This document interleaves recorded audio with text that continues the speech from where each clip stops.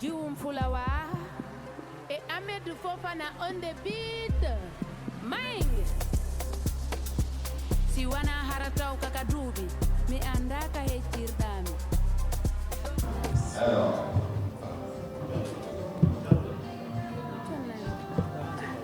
Alors, la presse, je voudrais tout simplement reprendre la présentation.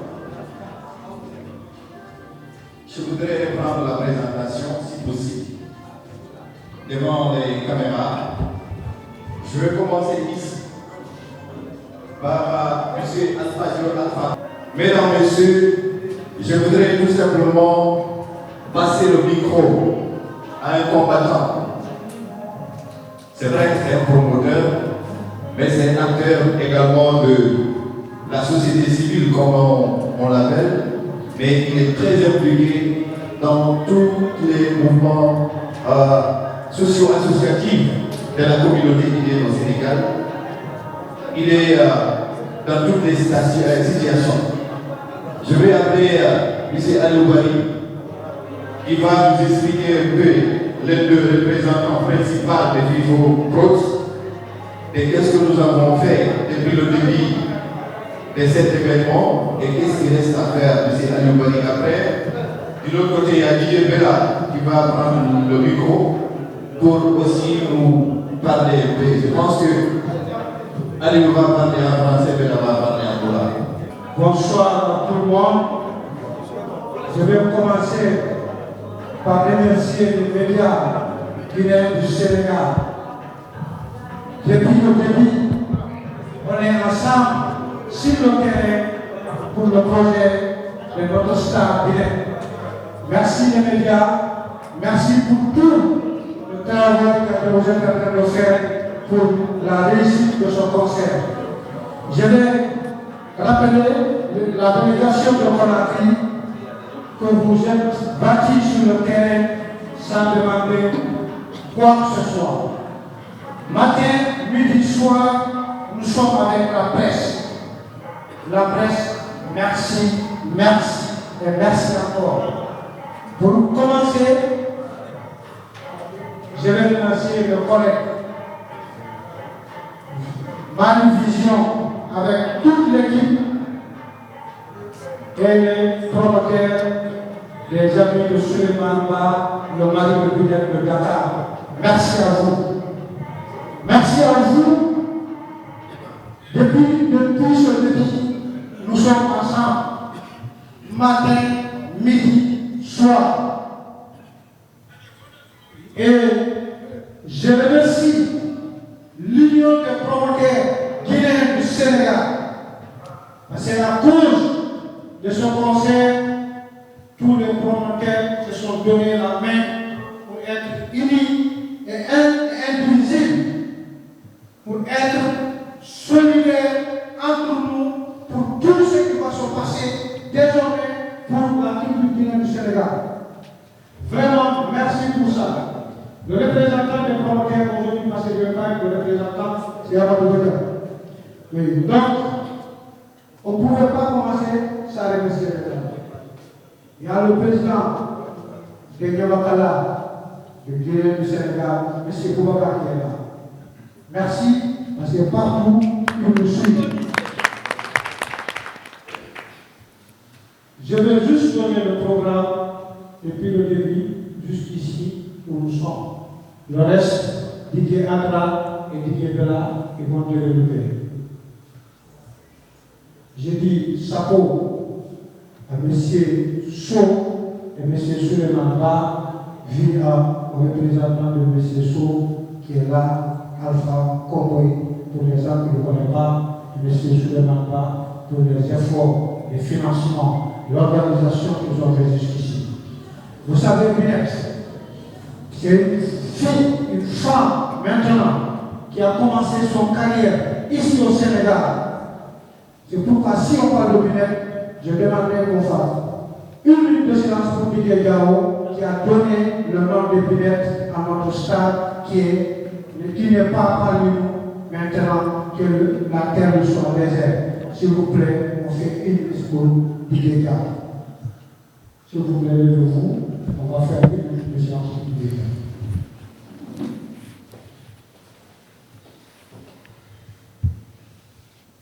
Voilà, merci beaucoup. Maintenant, pour commencer, Dieu merci. Nous avons l'endroit où il faut jouer. Dieu merci. Nous avons une autorisation de jouer ce concert. Dieu merci. Nous avons tout ce qu'il faut pour l'organisation. Et vous allez voir une sonorisation. Je ne veux pas dire qui n'a jamais été pour les concerts du Sénégal, mais ça sera parmi les meilleurs solos qui vont être installés pour notre dédicace colorée de Sista Binette ici au Sénégal.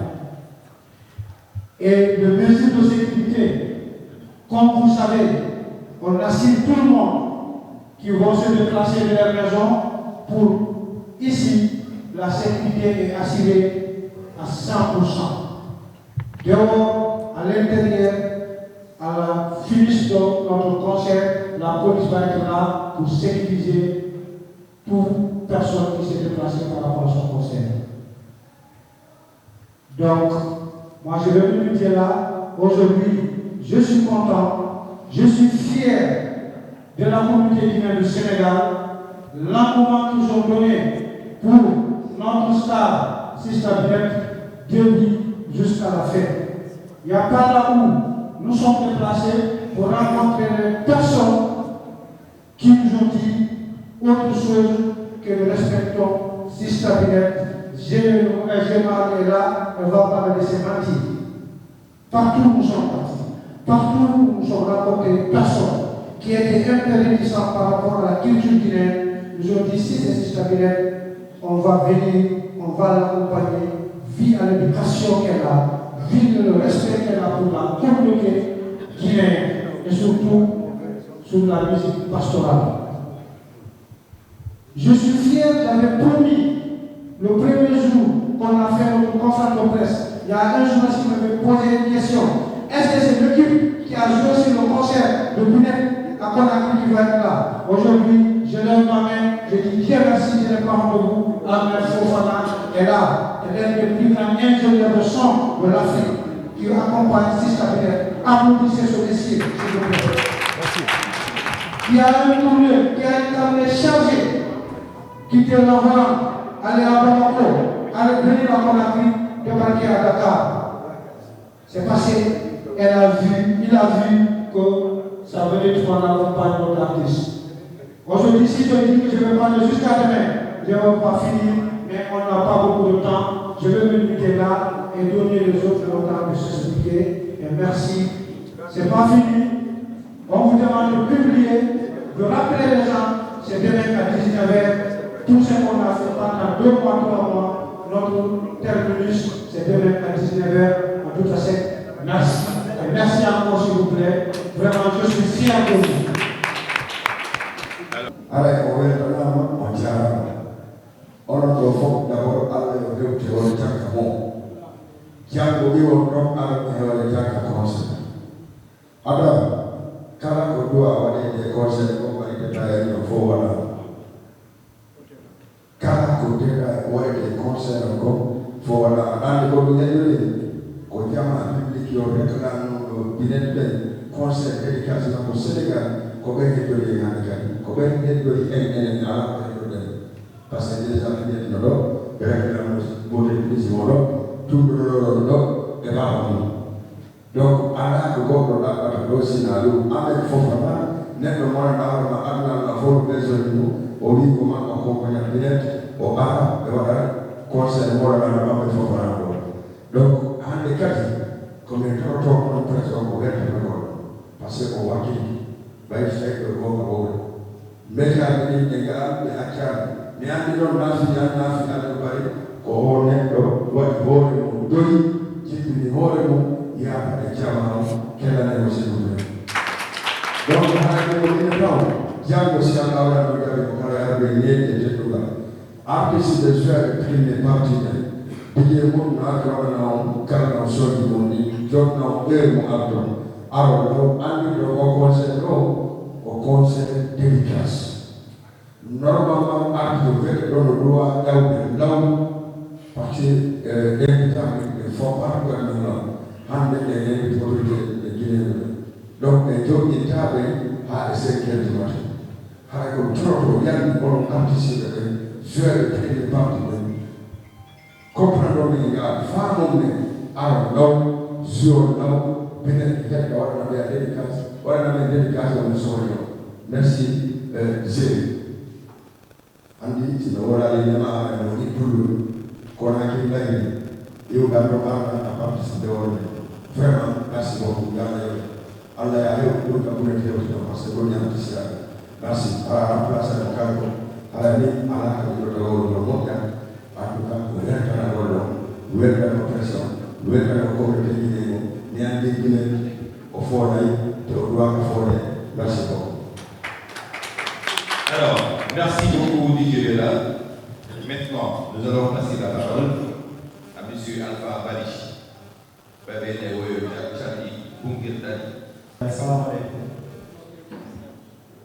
Hai yata awati ko ni ko andi di video di vela di meta fitesi kono ngal kono promote be da kambe asika yo futi ni yude ho wala mo jodi fiolu hadi kal futi da ni hore fiyo ko se ko mai kal taw dum woni ko yude hadi ko wa wade me ngal to ni ko tungo kadi ko fawti wa ko wan wade ko min ka mi joni do e samedi passé alla libéria mais to mi dani fiyo ko se ko on wa ko ni médiaji ala médiaji ka wa restaurant parce que ça gala wa do le ba de on de exhiber ya ala de la wa do ni ya mais faut le souci ko ko fi de kala ko yow da ni ko fiyo ko se ko wala wo bi di o to be de bi de no ma ko se ta ka ni yo bi ya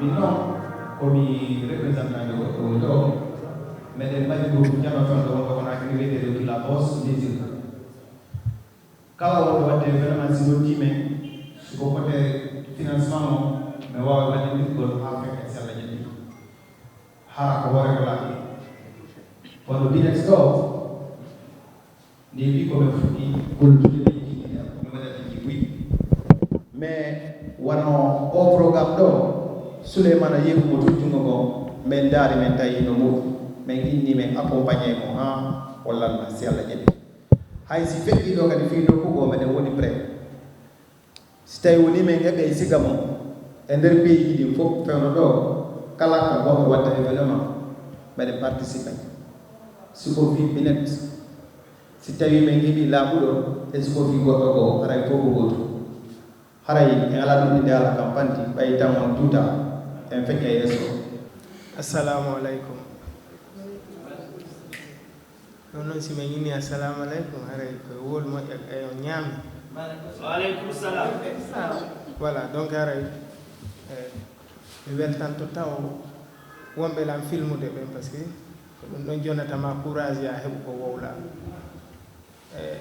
ardu amen dum ko piji ndam ko giggol e yidugol culture ko fi fanni hida wawi wadande dimmo ma ko moddi wad anin sata si a hettali hande a hettay jango c'est ma première fois de venir ici concert ji bus wada e benalam de wada ilam affiche ma be yoba ilam minna no moma ngo ngaral me bay moma ngo ngari alhamdulillah donc aray ko yeli den info men ko alla e wadu réussite réussite non na waɗugol gise ferme tum réussite ko honto fuɗɗi ko tuma moɓidirɗa yimɓe ɓen ɓe hooti tawata goto yanali goto gañaki haɓaka réussite ko ɗon fuɗɗi miɗo tori sécurité on wonɓe gerde ɓen par ce que min ko ɗum ɗo woni objectif am o ɓay min ari ɗo meɗen andi heeway so tawi ko liddu ɗum hayso ko ɗiɗo min joina ɓe ɓayi min ari donc kono sago amen ɓe min déplace to ben arandaru gol men sago men hay fus si men hebali ko men wadana be hara fus hebali be parce que concert ji busa yey gere waday ma ɗum dari ɓen ka dambugal manque jama on respect donc ara meɗen tori on min jeeji on haysi on ɗuɗɗini sécurité o mais on anndu ko ɓe darnira ɗon sa ko doy gaynali goɗɗo nagere gayna tamu donc haray meɗen arde piiji ɓuuy haray kadi meɗen welti kadi ardu amen ɗum par ce que si a nani hiiro a weeru ko si a wernama si wawa fijugol donc haray merci beaucoup e ko adi adi ko taw mi weltike moƴƴa tawnede ɗum ɗo Dakar ɗo par ce que mi yekkitali ko sabu ɗaɗi calɗiniɗi hande mi weltanike onon promoteur adduɓe men Dakar ɗo e Sista Binette ko tawete ko fii makko kadi ɓurata men addude Dakar ɗo hara mi weltanimo ɓurani moƴƴuru min gardi e piiji gasayɗe feƴƴude e hoore jan si Allah jaɓi haray mi ɓeyditay seeɗa e programme yimɓe aroɓe ɓe koyo aru law ɓay mbeɗen ardi e piiji nekkundiɗi ɗon andi jiwama taw déjà min feppani laggine fof o heɓali hoode mi décida wontudugol e makko kine haray candidat ɓe fi jokkugol ɓe yoɓe aru law ɓe hikkodira e an yeeso mais forma coup on aɗo famude e aray ko addi adi ko mi weltani ɗo mbuyi on fof mi weltani ɗo moƴƴano haray baabe nga woli ko wolte kon fof ala ko mi watta ɗon kono noon haray mi faami ko on fof yallah moƴƴinange assalamu aleykum voilà haray ko adi gon taw mi salminayo onon wonɓe ɗo ɓe fof kala wonɗo accituɓe golle mum déplace wara ɗo haray o waɗi e hoore jam torikade yaɗa ɗon kadi hoore jam moƴƴinanen haajo haray komi aɗono taw ko remerciegol presse o e promoteur ɓe fof mi alanatugol e détail ji kala wonɗo déplaçade Dakar ɗo yaha lagine assista dédication ɗo par ce que so yiiɗen wolde e wiwo dédication o ko tawde premier partie o waɗino lagine haray promoteur ɓe pression falanoɓe yahugol ɓe tawi wawani participe fof ɓe weltanama haray minayo on jarama donc so ɗum feƴƴi haray koyo andu ogolle musique ko wonde hoore mum ɗo nan ko ɓeɗi fi ɓiwo ɓeddi ko fi kono alhamdulillahi hiɗen jogi lawol ngol ine yaadu seeɗa seeɗa yallah moƴƴinani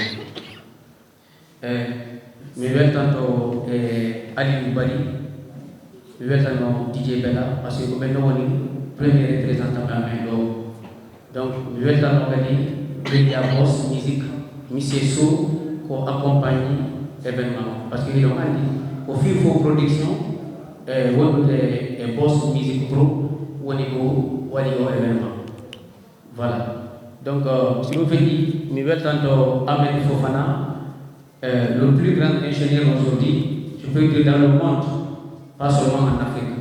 Donc, à qui golle mo fo ari assister au dédicace. Donc, hare nyala e tuti ngo yodere de buyi. Sinon franchement, mais to di jama on fo yo aru assista dédicace Sénégal lo ko bi ko ko réseaux sociaux la gene yo be aru découvrir no Sénégal lo.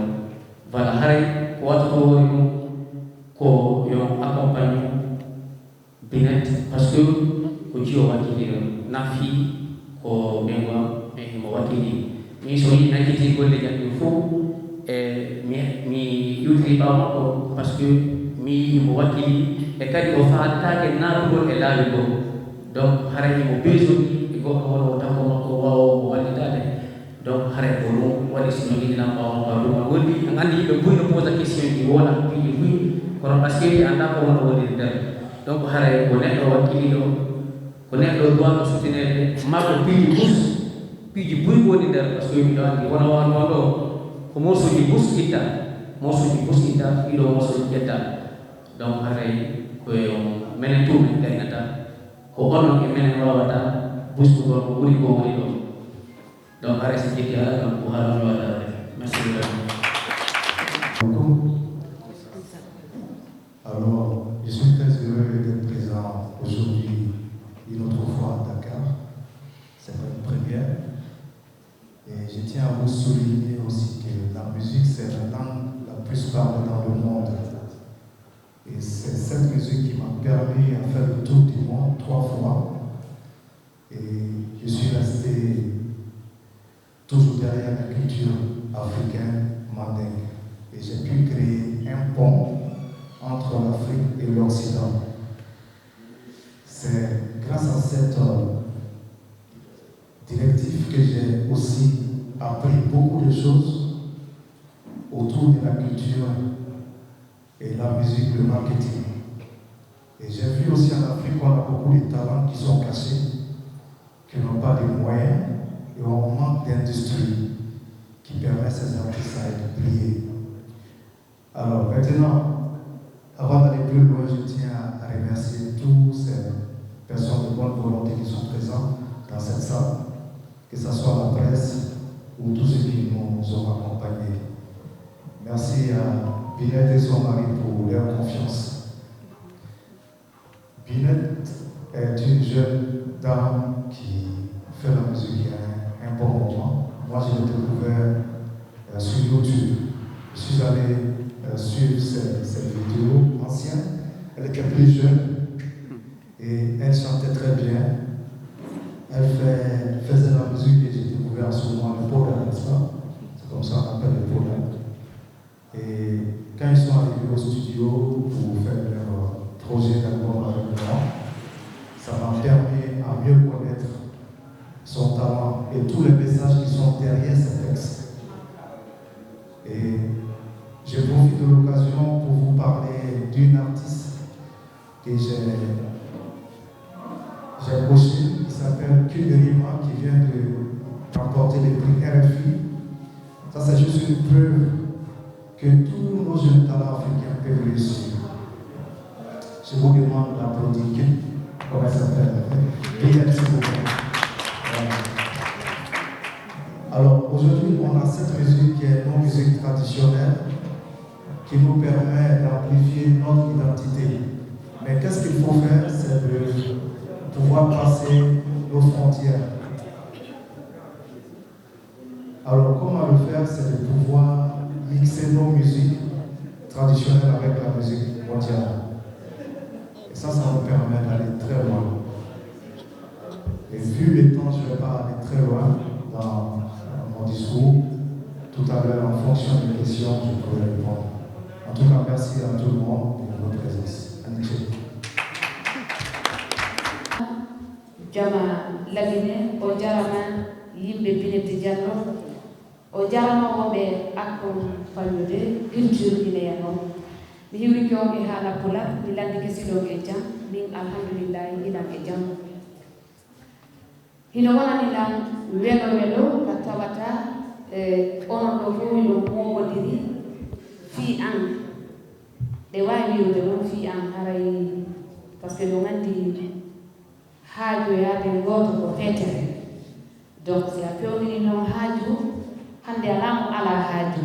Kala hettaniɗo haaju ma o anndu ko haajuji makko ɗi o acciti o ari e haajuji ma ɗi. Haray la weltani presse on par ce que wila o dédicace feƴƴi e Laguine fowtaka hay pendant communication o e Laguine no wayi wasi ko Dakar ga woni waɗugol. Hande noon si wonti ko Dakar ga woni waɗugol haray hiɗo feƴƴiti ko ɗum waɗi hiɗo daditi hiɗo dari la weltani on. Si ɗum feƴƴi la weltani équipe dariɓe ɓen e wi o dédicace ka nder de tere Dakar ga golle ɗen no laaɓi hiɗe yahude ka woɗɗi. Si golle ɗen jinggama ɗe laɓɓinama tun ɗe yaari ka woɗɗi. Hande noon ko onon presse on woni raɗade golle ɗen par ce que si yahi golle goɗɗo no wona Amérique anda ko feƴƴude Dakar ko Allah e mo on kellane presse on fiyata. Merci si ɗum feƴƴi haray mi weltanike équipe on ɓe mi wondi ɓen wonɓe darade mbiyan bimɓe kikiɗe wonɓe combatude par ce que min on surtout mi naami hay hunde e ɓaawo ɓen on. Donc haray hila weltaniɓe kala ko yiɗon hila waɗa hila yaha hila nanire ande hiɓe yeeso hiɓe ɓaawo hila weltani équipe an on hila wonɓe ɗo ha e wonɓe Laguine Conakry. Si ɗum feƴƴi mi weltanike moodiam e soutien ko wonilam waɗangol kon e faamu ko wonilam faamude kon par ce que si o ɓittinano tun hanno golle ɗen no mankirilam. Donc ila weltanimo weltanoɗolam Oumar kadi.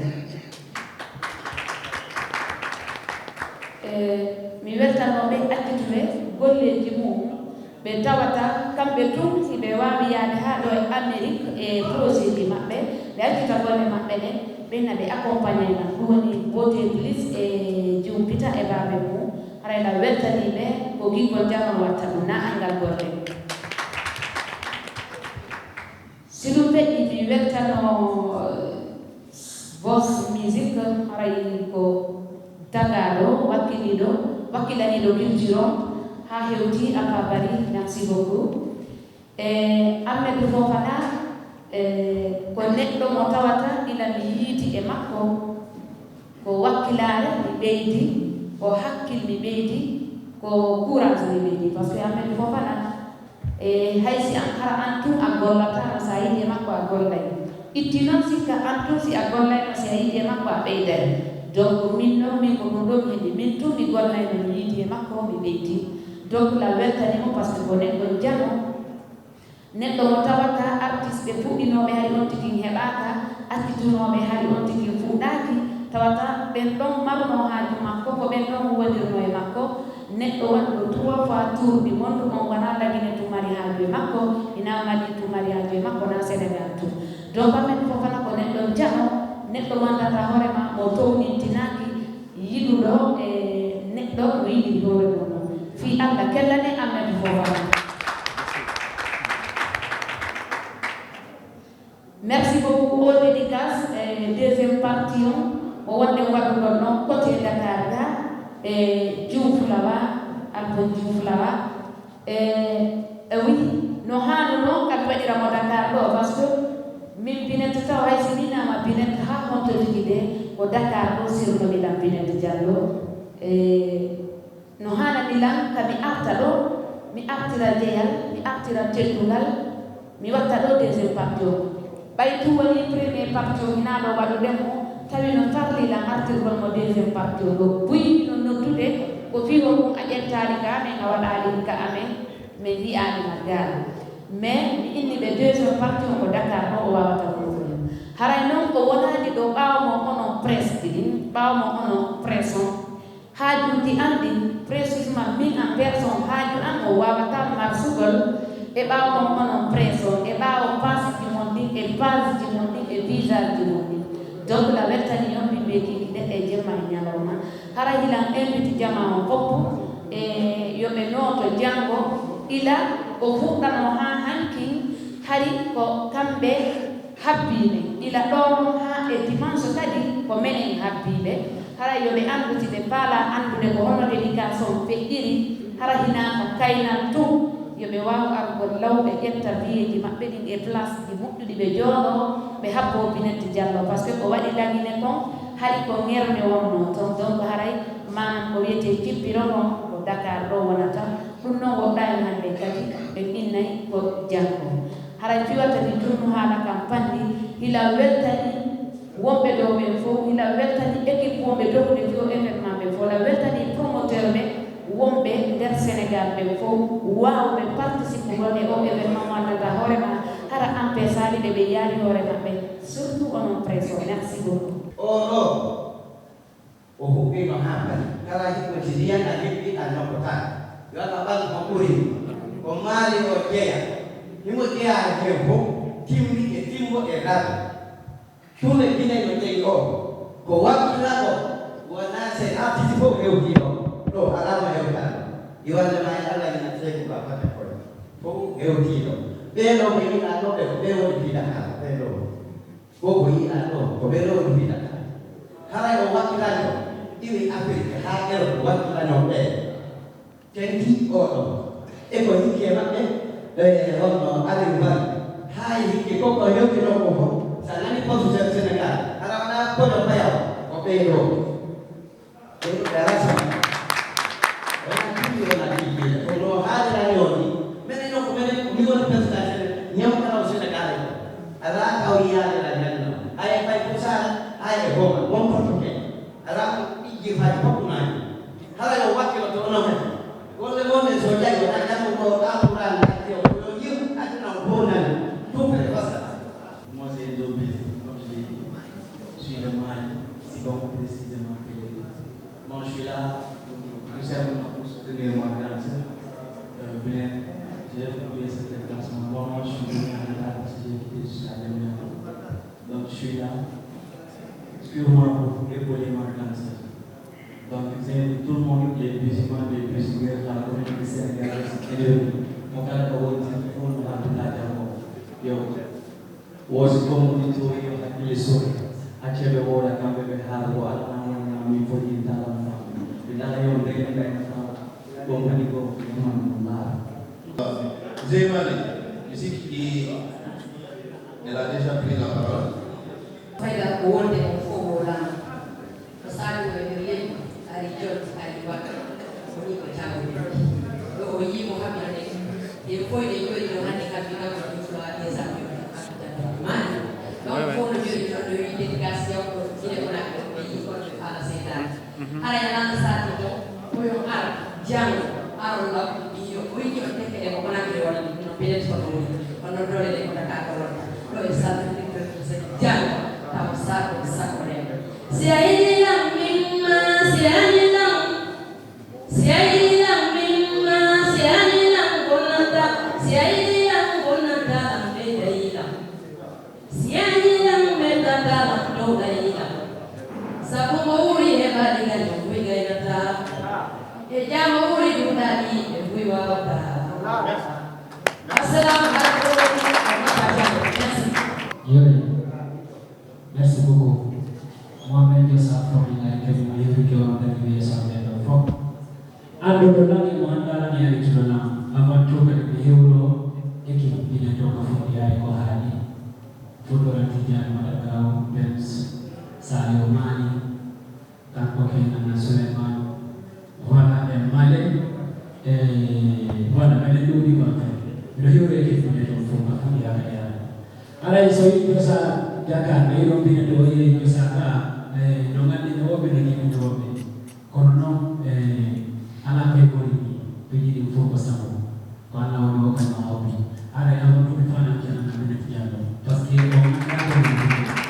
on nena ndio kono nganda kule ndio nganda ndio mlawa minno hiyo pete sana ni sana bila kodwa ndo wali tena kodwa ndo tena sondari leo ni mimi ndio mfoko sifa bila bila si wafanya ndio yeye wana ndemafondi bebendi inafika mfano vala harai soito sado harai ko sude dugo binet fi yo ya udu kala ka difara ya udu no to no da do chama na sude binet dia ni ngati sibe parce que hande ko kan ko jando ko sina de donc harai du kana du ni ya soito sado fi ne udo fambe apoya na me sabine